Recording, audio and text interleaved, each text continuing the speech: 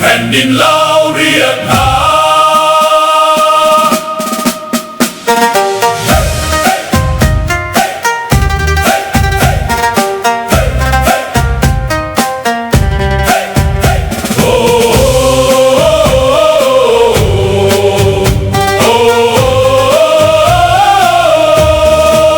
เป็นชายไว้ลายชายศาสตร์ทหารยืนหยัดเคียงข้างกันบ่หวั่นภัยใดเลือดเนื้อเฮานี้มอบให้แผ่นดินลาวล้านสร้างหุ่มขาวเฮาสิหักษาไว้เสียงแคนดังก้องฟ้าไกลยังได้ยินหัวใจหักชาติบ่มีวันสั่นคลอนเฮาเป็นทหารของชาติลาวยิ่งใหญ่ป้องกันแผ่นดินนี้ด้วยชีวิตและใจล้านสร้างห่มขาวสิอยู่คู่เฮาไปรวมพลังเอาไว้เพื่อชาติลาวเฮืองรอง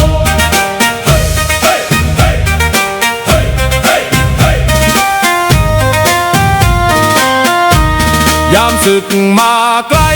เฮาบ่เคยถอยยืนหยัดต่อสู้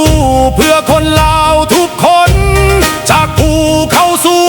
งถึงลำน้ำโขงทุกตารางแผ่นดินเฮาสิหักษาไว้คำสัตย์สาบานดังก้องในใจเกิดเป็นลูกผู้ชายต้องหักชาติยิ่งใหญ่ถึงสิลำบากหรือมีน้ำตากะสิยืนหยัดเพื่อลาวของเฮาเฮาเป็นทหารของชาติลาวยิ่งใหญ่ป้องกันแผ่นดินนี้ด้วยชีวิตและใจล้านสร้างห่มขาวสิอยู่คู่เฮาไปรวมพลังเอาไว้เพื่อชาติลาวเฮืองรองเฮาเป็นทหา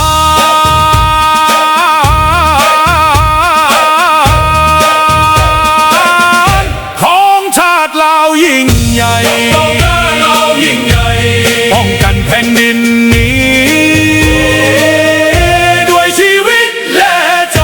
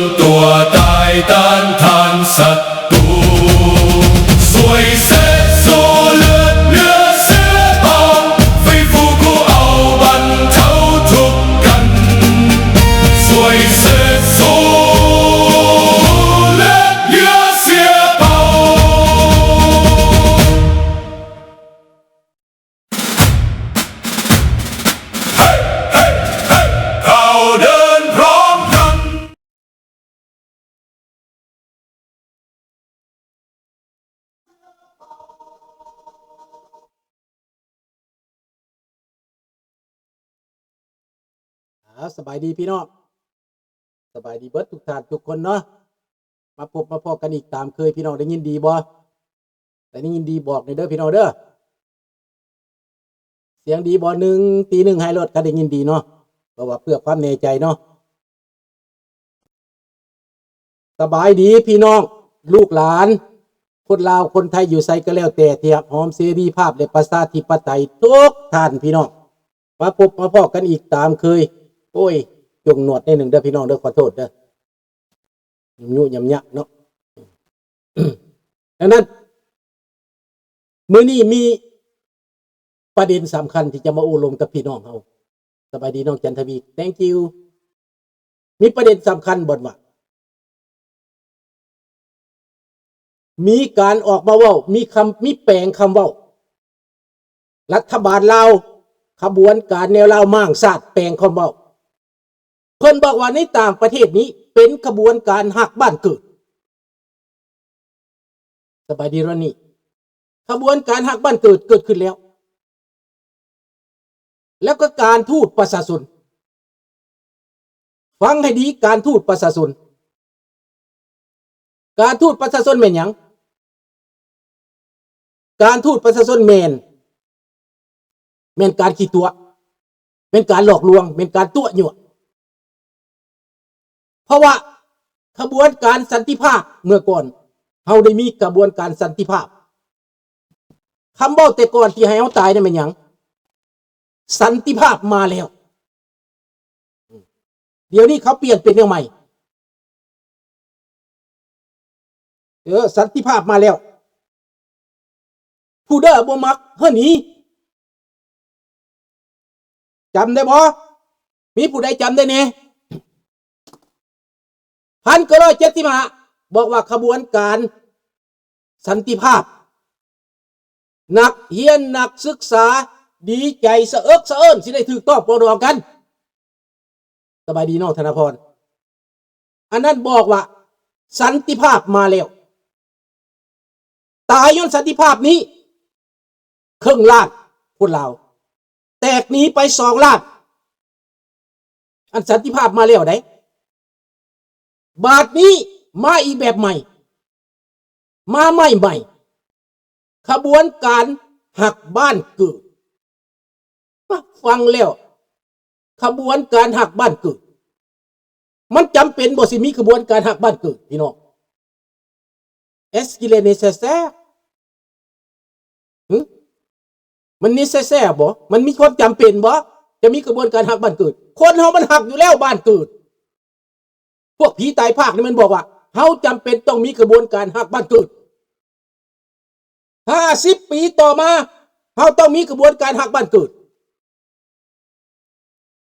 ข้าพเจ้าว่าคนตายคืนตีบ่เคยหักบ้านเกิดตัวเองว่ะน้องธนพรต้องการรักกระบวนการรักบ้านเกิดไหมคนเราเกิดมาต้องรักบ้านเกิดรักพ่อรักแม่รักความยุติธรรมอยู่แล้วแม่นบอกไม่จำเป็นให้มนุษย์หน้าใดมาบอกเรามีสติสัมปชัญญะเฮามีความสติสัมปชัญญะดีเฮาบ่ต้องการให้หมาตัวใดมาบอกเฮาหักพ่อหักแม่หักบ้านเกิดเมืองนอนเฮาบ่จำเป็นให้อีปากว่างอีปากจีกหรือบักหน้าแหลมหรือบักใดก็แล้วแต่เฮาบ่ต้องการเฮาบ่ต้องการมันเฮาฮู้จักเองเฮามีมนุษย์สัมพันธ์เองเฮามีความสำนึกเขาห้องว่าสามัญสำนึกสติสำนึกมโนธรรมสำนึกเห็นบ่ล่ะมนุษย์สัมพันธ์สำนึกเขามีเบิดเขาครบ complete เขามีครบเขามีความจื้อจำได้ดีเขาจื้อจำได้ดีดังนั้นกระบวนการหักบ้านเกิดการทูตประชาชนล้วนแล้วแต่คำขี้ตัวหลอกลวงสันติภาพมาแล้วก็เป็นคำขี้ตัวหลอกลวงตายย้อนสันติภาพบาดนี้สิตายย้อนขบวนการหักบ้านเกิดโอ้ my god โอ้พระเจ้าโอ้มงดิวพี่น้องนี่แหละพี่น้อง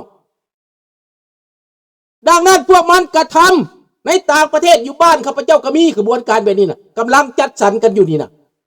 มันสิพาเมืองลาวมันสิพาไปนั่นมันสิพาไปนี่มันสิหลอกลวงเมื่อแล้วแต่ครอบแต่ครัวปะลูกปะเมียเกิดขบวนการยั่วเย้าเอาลูกเอาเมียมาเสนอหน้าอยู่เมืองลาวเขาเอาเมียไปหาเป็นเอาเมียไปเป็นแม่จ้างเด้อหลายคนเอาเมียไปเป็นแม่จ้างเขาบอกมาเนี่ยความจำเป็นยามมือแรงเอาเมียไปวางไว้อยู่ตามถนนเด็กๆมาก็ไปลัดเอาไปหลอกเอาเมียเอารถไปหลอกเอาเมียไปเป็นแม่จ้างอยู่เมืองลาวขบวนการแม่จ้างแม่ละเมืองลาวมันเป็นยังบ่แก้ไขสบายดีน้องรัตวรมันเป็นยังบ่แก้ไขมีกระบวนการแม่จ้างในเมืองลาวดังนั้นการทูตประชาชนข้าพเจ้าได้ยินคำเว้าแล้วเบื่อหากสิออกเฮาตายย้อนสันติภาพมาแล้วเป็นบ่1975บาดนี้มีกระบวนการหักบ้านเกิดเฮาตั้งคำถามกลับขึ้นไป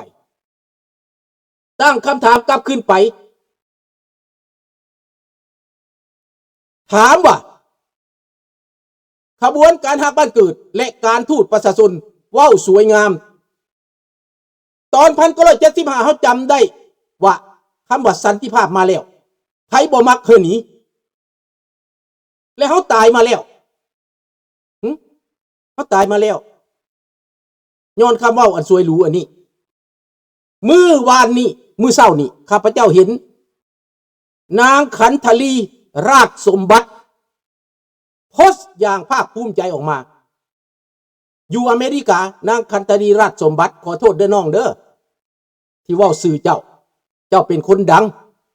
คอยฟังสื่อเจ้าหรือเจ้าเป็นคนดังเจ้าโพสต์ออกมาคอยตั้งคำถามว่าเจ้าเจตนาโพสต์ออกมาเพื่อหยังเจ้าต้องมีคำตอบนางขันธลีราชสมบัติเจ้าพร้อมนำบ่เจ้ามั่นใจบ่เจ้าสามารถการันตีได้บ่ให้รัฐบาลอเมริกาบอกว่าคนลาวที่กลับไปนั้นจะบ่มีถูกทำลายถ้าเจ้าการันตีบ่ได้หมายก็ว่าเจ้าจะติดปัญหาด้านกฎหมายได้เข้าห้องว่าหลอกลวงได้เจ้าจะเป็นขบวนการหลอกลวงได้สบายดีอันรูฟังเอาเด้อผู้ใดรู้จักกฎหมายน่ะผู้ใดบ่จักกฎหมายก็ฟังเอาเด้อนี่เรื่องที่เป็นสัญชาติอเมริกาเป็นสัญชาติแคนาดานี่เขาบอกว่าสัญชาติเปลี่ยนได้ประเทศเปลี่ยนบ่ได้จิตใจคนเปลี่ยนบ่ได้เสื้อชาติเปลี่ยนบ่ได้ว่าซั่นข้าพเจ้าบอกว่าเปลี่ยนได้เปลี่ยนสันดานผู้นำลาวแดงเด้อให้มึงเปลี่ยนสันดานก่อนจะออกมาห้องก่อนจะออกมาเว้าก่อนจะออกมาวางแผนเปลี่ยนสันดานของพวกสูก่อนสันดานหยาบของสูน่ะเปลี่ยนไปซะสันดานเลวทรามของสูเปลี่ยนไปซะเอามาฟังน้ำกันพี่น้องการทูตประชาชนสร้างความเชื่อมั่นเข้าอกเข้าใจและความไว้เนื้อเชื่อใจซึ่งกันและกันสามารถดึงดูดกำลังแหงมาประกอบส่วนเข้าในการสร้างสาพัฒนาและการแก้ไขความทุกข์ยากให้แก่ประชาชนพี่น้องเสื้อชาติลาวที่อาศัยอยู่ต่างประเทศจงอวยหนักกลับมาสวยพัฒนาบ้านเกิดรัฐบาลถือคนลาวที่อาศัยอยู่ต่างประเทศแม้นวงคณะญาติแห่งชาติลาวเป็นภาคส่วนหนึ่งที่บ่สามารถตัดแยกออกจากกันได้รัฐจุกยิ้วส่งเสริมและสร้างเงื่อนไขอำนวยให้คนลาวที่อาศัยอยู่ต่างประเทศปกปักรักษาและเสริมขยายวัฒนธรรมอันดีงามของชาติลาวรักษาการพัวพันที่ดีกับครอบครัวญาติพี่น้องและบ้านเกิดเมืองนอนของตนประกอบส่วนเข้าในการพัฒนาประเทศชาติให้เจริญรุ่งเรืองจนกลายเป็นขบวนการฮักบ้านเกิดขบวนการฮักบ้านเกิดของพี่น้องลาวอยู่ต่างประเทศเนื้อแท้ก็แม่นขบวนการฮักเสื้อแพงชาตินั่นเองเพราะว่าคนเฮาเปลี่ยนสัญชาติได้แต่เปลี่ยนเสื้อชาติบ่ได้และก็มีแผ่นดินแม่ผืนเดียวแหมความว่าวนี่ทำไมมันสวยหรูจังเลยนะ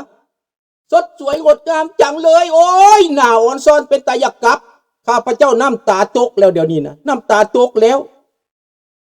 เสื้อแห้งหลายเด้อขันธลีราชสมบัติกับผัวบอกเห็นออกมานี่นะก๊อปปี้ออกมาแล้วก็โพสต์ขยายไปคำว่า